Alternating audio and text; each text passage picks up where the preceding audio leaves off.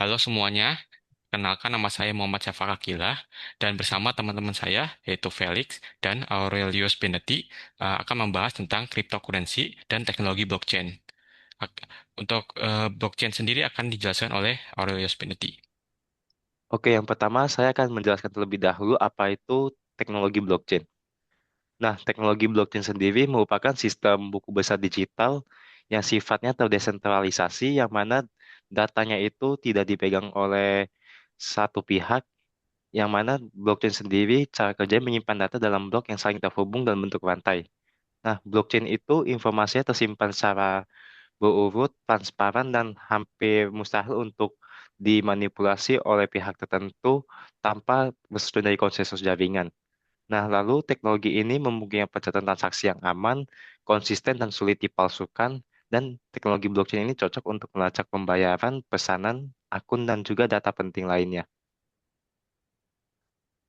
Oke, terus mengapa blockchain sendiri dianggap teknologi yang revolusioner?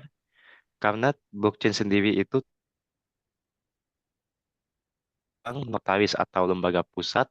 Lalu blockchain juga memungkinkan transaksi peer-to-peer langsung tanpa pihak ketiga, tapi tetap aman dan juga terverifikasi secara publik. Lalu blockchain juga bisa melakukan otomatisasi melalui smart contract. Contohnya seperti Ethereum yang memiliki sistem smart contract yang mana smart contract itu berjalan otomatis saat kondisi tertentu terpenuhi. Yang mana ini membuka jalan untuk muncul teknologi-teknologi blockchain lainnya seperti DeFi, NFT, tokenisasi aset, dan juga sistem identitas digital. Lalu untuk penerapan blockchain bisa diterapkan di berbagai sektor seperti aset digital, contohnya seperti kripto yang berfungsi sebagai alat penyimpanan dan juga verifikasi transaksi, yang mana setiap transaksi dicatat di dalam blok, divalidasi oleh jaringan, lalu ditambahkan ke blockchain untuk menjamin keamanan dan transparansi. Lalu blockchain juga bisa diintegrasikan ke IoT, yang mana IoT menghubungkan perangkat fisik ke internet untuk bertukar data, dan dengan blockchain data IoT tersimpan dengan aman, integritasnya terjamin, dan juga privasi pengguna lebih terlindungi. Lalu blockchain juga bisa diterapkan di smart contract seperti Ethereum, yang mana program yang berjalan di blockchain dan secara otomatis mengeksekusi perjanjian saat kondisi telah terpenuhi, sehingga perantara tidak dibutuhkan biaya atau fee berkurang dan efisiensi transaksi mulai dari keuangan hingga properti meningkat. Lalu, perbedaan utama antara blockchain dan cryptocurrency. Blockchain merupakan teknologi dasar yang mendukung transparansi dan keamanan dalam setiap transaksi digital. Dengan prinsip yang digunakan yaitu desentralisasi, blockchain memungkinkan pencatatan transaksi yang terkunci dan terenkripsi secara aman. Catatan ini dapat diakses oleh banyak node dan komputer yang terhubung dalam jaringan yang memastikan data tetap transparan dan tidak dapat diubah. Sedangkan cryptocurrency merupakan penerapan langsung teknologi blockchain dalam bentuk mata uang digital. Teknologi kriptografi yang ada di dalam cryptocurrency digunakan untuk menjamin keamanan transaksi, mengendalikan penciptaan unit baru, serta mempermudah pertukaran nilai di jaringan blockchain. Bitcoin sebagai cryptocurrency pertama yang memanfaatkan teknologi blockchain untuk mencatat setiap transaksi yang terjadi sehingga tercipta sistem yang aman dan sulit dipalsukan. Oke, lalu saya akan lanjut, saya akan jelaskan cryptocurrency-nya. Nah, itu apa itu cryptocurrency? Nah, jadi cryptocurrency itu adalah sebuah aset digital yang nilainya dipertukarkan sama pasar dan dapat diperjualbelikan di exchange atau broker. Nah, ini berbeda dengan mata uang tradisional. Jadi, kripto ini menggunakan kriptografi yang untuk keamanan dan beroperasi secara independen dari bank sentral. Nah, jadi yang transaksinya dicatat dalam blockchain, buku besar digital desentralisasi yang diverifikasi oleh jaringan komputer, sehingga sulit diubah dan memberikan transparansi tinggi. Jadi desentralisasi ini tuh menghindarkan kebutuhan pihak ketiga, jadi bisa memungkinkan transaksi peer-to-peer yang lebih cepat, aman, dan transparan.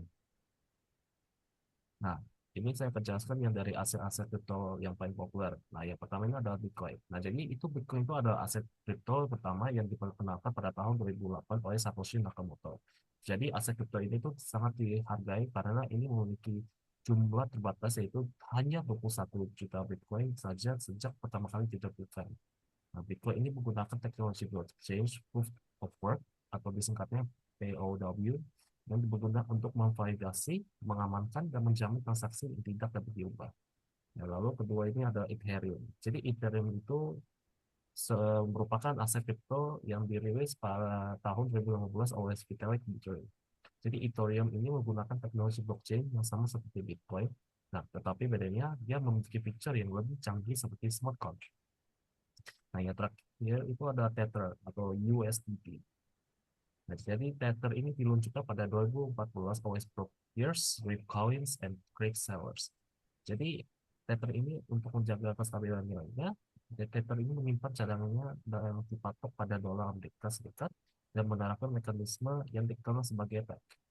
Jadi stablecoin ini itu banyak digunakan dalam perdagangan kripto, sedang ini membutuhkan menurunkan risiko fluktuasi harga di pasar digital. Nah, ini cara bagaimana menghasilkan uang di kripto. Yang satu ada staking. Jadi ini staking ini merupakan teknik ya untuk mengukir aset di kripto jaringan blockchain untuk bisa memperoleh imbalan. Nah, yang kedua itu ada trading. Jadi trading ini seperti teknik yang dipakai secara umum ya ketika membeli kripto di hari ini, demikian jual pada ketika harga sedang fluktuatif. Nah, yang kedua adalah yang ketiga adalah investasi. Jadi investasi ini bisa menahan asetnya dalam waktu yang lama, dan ini adalah cara yang paling populer yang paling umum untuk dipakai oleh seseorang yang ketika mau menghasilkan uang di kripto. Yang terakhir itu ada airdrop dan bounty program. Jadi airdrop ini dan bounty program ini bisa mengerjakan tes untuk memperoleh reward, poin atau token. Nah, ini tips ini berinvestasi di kripto. Nah, yang satu adalah diversifikasi portofolio. Jadi membagi model dalam beberapa aset yang memiliki fundamental yang kuat, proyek jelas, dan reputasi baik. Jadi investasi membantu mengurangi risiko jika salah satu aset mengalami penurunan tajam. Nah, yang kedua itu ada kendalikan emosi. Untuk mengendalikan emosi saat berinvestasi, itu agar untuk keputusan tetap rasional. Hindari FOMO yang mendorong beli aset saat tren naik dan FUD yang memicu panik jual saat harga turun. Nah, jadi ini gunakan tragedi ini berencana dan itu analisis objektif supaya keputusan lebih tenang dan konsisten. Nah, yang ketiga adalah melakukan riset mandiri. Nah, jadi teknik ini, tipsnya ini itu bisa dipakai secara umum. Jadi ini bisa teknik ini bisa mendalam terhadap aset yang diingin investasikan dan mencari informasi sebanyak mungkin terkait fundamental proyek.